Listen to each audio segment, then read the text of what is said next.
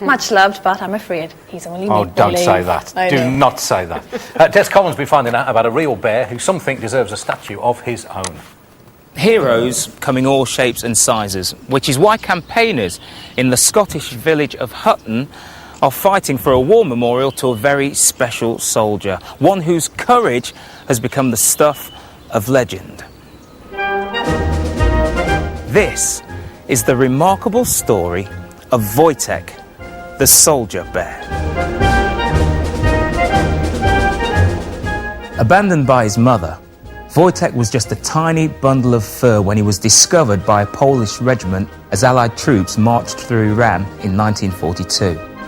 They adopted him as a mascot, fed him on condensed milk and gave him an old washing-up bowl to sleep in. 2 years later, as the regiment prepared to go to Italy for the battle to regain Europe, they just couldn't stand to leave him behind. Gary Paulin, school teacher, author and expert on Wojtek, takes up the extraordinary story. The soldiers came upon a young bear cub in the mountains of Iran, or what was called Persia. This bear cub was adopted by the army. He was on the camp with the soldiers, he lived like a soldier, he ate like a soldier, he slept in the tents like a soldier. He was one of the men. He would share a beer with the men, he even liked a cigarette. Of course the soldiers loved this, they loved all his little antics. The Polish soldiers had come from nothing, they'd lost everything earlier on in the war. The bear became to be so much more than just a mascot to them. It was a real boost to their morale. They then got orders to sail to Italy to take part in the Battle of Monte Cassino. They wanted to make sure that that bear, Wojtek, was going to travel with the army. He was given full documentation to show that he was a soldier. He was a soldier of the Polish army. He actually became an enlisted soldier. Private Wojtek. Even though he was a bear? Even though he was a bear. At the Battle of Monte Cassino, Wojtek helped the soldiers unload ammunition from the trucks to the front line. And because of his strength, he could handle the boxes much easier than, say, 1 or 2 men.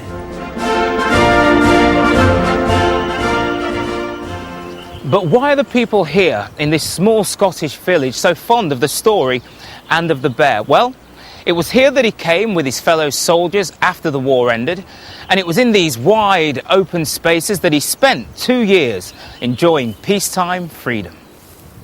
By then, everyone in the Polish army had heard of Wojtek, including ex-serviceman Kay Karolowski. Kay, it really is hard to believe that over 60 years ago this was a home for 2,000 Polish soldiers and Wojtek the soldier bear. When did you meet Wojtek? I met Wojtek here in 1946. He was wonderful. He was so gentle for an animal that size. And we used to wrestle with him, have tug of war with him. We would get an army truck tire. And there'd be 5 or 6 who sitting pulling on one side, and the bear would give one tug, and we sitting on our backsides.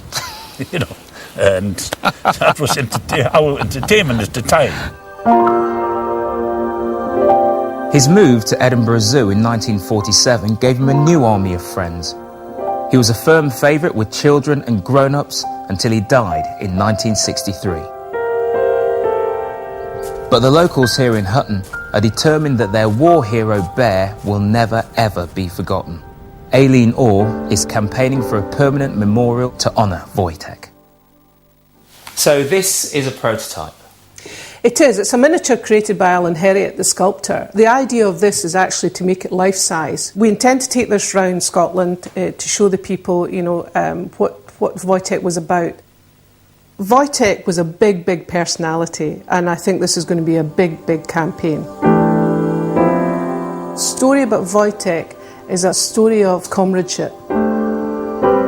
Wojtek didn't know he was a bear. Wojtek thought he was a soldier. When the men laughed, he laughed. When they cried, he cried. The wonderful thing about Wojtek, although he's the body of a bear, he's got the heart of a man. What an absolutely marvellous bear. Bear, bears. Put a D in, what have you got? Beards.